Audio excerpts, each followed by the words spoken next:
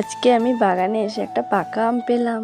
তো হ্যালো বন্ধুরা, চলে এলাম আজকে আরেকটা নতুন মিনি ব্লগ নিয়ে তোমাদের সাথে। তো আজকে হঠাৎই আমি বাগানে চলে গেছিলাম আমাদের হাঁটতে হাঁটতে একটুখানি। তো বাগানে গিয়ে আমি ঘুরতে ঘুরতে দেখি নিচে অনেক পাখির খাওয়া আম পড়ে আছে, পাকা পাকা লাল লাল। তখন আমি ভাবলাম যদি ভালো আম পড়ে থাকে, তো খুঁজে দেখি।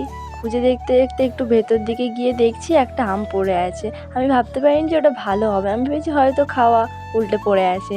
ও মা, গিয়ে দেখছি আমটাকে তোলার পরে সত্যি খুব সুন্দর একটা আম পেয়ে গেছি। তো আমটার নাম কি তোমরা জানো? যদি জেনে থাকো কমেন্টে জানিও। আর এই দেখো, খাওয়া খাওয়া আম এইভাবে সমস্ত পড়ে আছে নিচে। আর ওইটা দেখে আমার উৎসাহটা আরও বেড়েছে যে যাই আমটা দেখে আসি।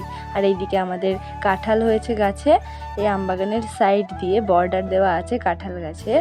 ওই যে আরেকটা দেখতে পাচ্ছ, ওইটা আরেকটা আম বাগান। তারপর আমি বাড়ি চলে যাচ্ছিলাম, বাড়ি গিয়ে সোজা বসে পড়েছি আমটাকে কেটে খাওয়ার জন্য। তো কাটছি এখানে আমি, কেটে এবার আমি খাবো। সত্যি বলছি, আমটা একটু কাঁচা কাঁচা ছিল ভেতরে, কিন্তু এটাকে খাওয়ার পরে এটা যা মিষ্টি ছিল না, সত্যি বলছি খুব মিষ্টি ছিল আম। আর এই আমটাই প্রথম যেটা একদম লাস্টের দিকে পেকে আসে। তো সেই গাছের ফার্স্ট পাকা আমটা আমি নিয়ে এসে খেয়েছি। আর আমি যেই আমটা খাচ্ছি সেই আমটা একটু পরে পাকে। আর এছাড়াও অনেক আম আগেই পেকে গেছে আমাদের, তো সেইগুলো ঠাকুমা নিয়ে এসেছিলো জড়ো করে, গাছতলা থেকে নিয়ে এসেছিলো। এই আরেকটা লাল আম। তো আমি আম খাই, তোমরা চ্যানেলটিকে সাবস্ক্রাইব করো। বাই।